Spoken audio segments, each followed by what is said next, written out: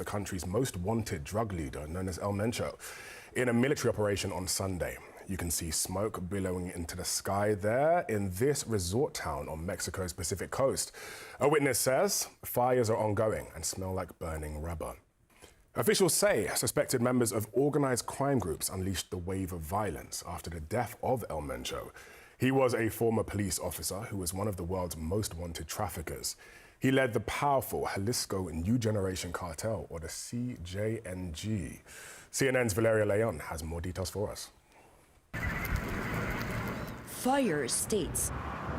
Cities brought to a standstill as criminal groups retaliate after Mexico's most wanted drug leader died following a military operation Sunday.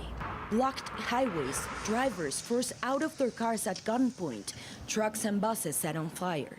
Nemesio Oseguera Cervantes, a former police officer known to most as El Mencho, was the leader of the Jalisco New Generation Cartel, wounded during a Mexican military operation and later died while being transported to Mexico City.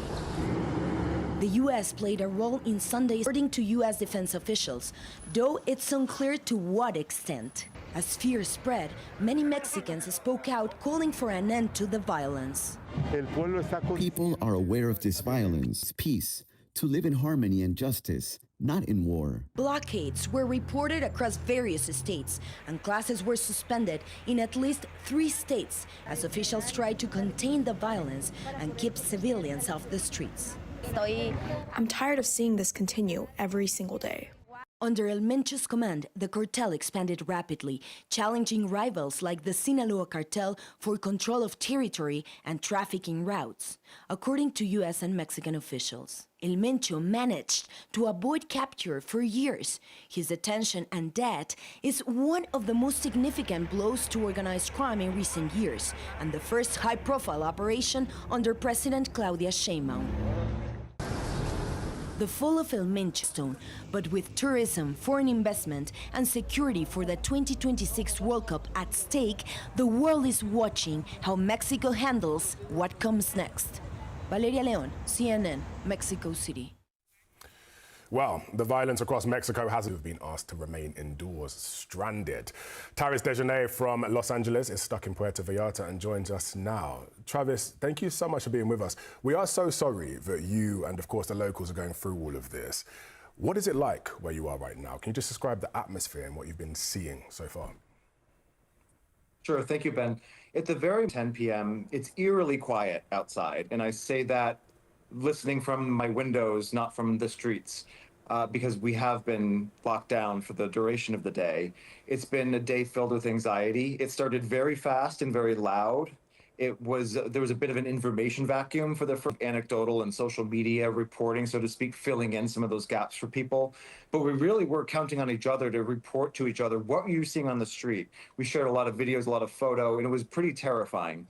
There were some sites that I personally saw just outside my Airbnb unit that I would have never have imagined. It really did look and feel like a war zone. And I think that feeling of anxiety, that feeling of what does happen next or what could happen next is driving what a lot of people are feeling right now. At the very moment, though, the streets, from what I can tell and from what I'm reading on social media, are quite quiet. So I think we're all in a little bit of a holding pattern to see what does or what could happen next. And to see a shelter-in-place warning in what should be a vibrant touristy area, what was your first reaction when things started happening so suddenly? Unprecedented. I think I'm in Puerto Vallarta for years, and it's a city in a country that I love immensely. It's a beautiful city filled with warm, generous people. And it's also a place where Canadian tourists, American tourists, and tourists from around the world do see a safe haven, a bit of a paradise. So it is jarring to have that contrast, and especially when you see some of the visuals, some of the sites that actually do look like a war zone in a place that has been celebrated as such a paradise. It has been, of course, very jarring. And again, the speed was literally alarming. You didn't really have time to think about like what's happening. You really just want to see what's on the ground, see what's. As we're seeing while you're speaking are very, very scary. So sorry you're going through that. Are people actually following the shelter-in-place warnings, or have you seen some movement and activity regardless of that alert? There has been some movement unit just to see what's going on, mostly during the day. And around 4 or 5 in the afternoon, you did start to see more and more people start to venture out. And I myself, I actually got in the elevator of my building, and there was another pair of tourists in the elevator, and we all were kind of deciding, like, or thinking about, do we want to go out? Do we want to try to see what's open? Especially with lack of food and in some cases lack of drinkable water, people are really starting to wonder and ask, will it be safe for me to go out and explore? When will it be safe for me to maybe go to a store? Will the stores be open? Is it safe for employees to get here? I think those are all questions we're dealing with. Generally, though, down in the shelter-in-place measure, and I think that's evidenced by what we're reading on social media right now, people saying the streets sound so quiet, the city sounds so... We're seeing these roadblocks and burned vehicles and a heavy military presence suddenly. It's mad. Absolutely. Happening next door. And when I looked outside, I hadn't yet seen, there were some cars diagonally parked in some of the major intersections around my unit. And within maybe 90 minutes to 2 hours, each of those was lit on fire. And I actually did see I saw and heard and smelled a group of criminals set a car on fire and run. So the city were at the moment. I went up to the roof of my building, and there was a thin layer of ash and some embers around, and you just seen multiple plumes of smoke in the sky, in the horizon throughout the day. And that was one of the other eerie parts, seeing that the number of violent cases going on at any one time, and you definitely still feel and smell that hanging in the air. So it is quite jarring. The noise, sound. All of it, and especially the suddenness with which it came on this morning, I think it really did alarm a lot of people. And I guess the big question is, when are you expecting that this situation is going to change? When are you hoping that the situation is going to change? Because this is quite a wild current timeline that you're going through.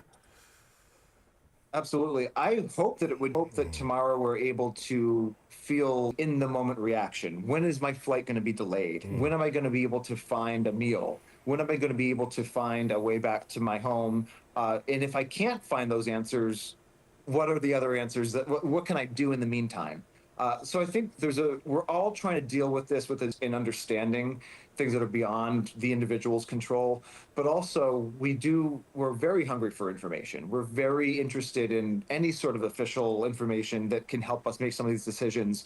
And that also has been difficult because there is an immense amount of counter information that's in circulation. Is the airport closed or not? Is the airport under control or not? Each of these is a node in a network of decisions that we're all trying to make and all trying to have a certain amount of grace around, while also maintaining safety in the moment. So it certainly is a lot going on, and I really hope that country is able to feel normalcy and is able to feel some degree of safety after this. Definitely hope that for the tourists and the locals as well. But for now, Travis Desjardins, thank you so much. We really appreciate it. Stay safe.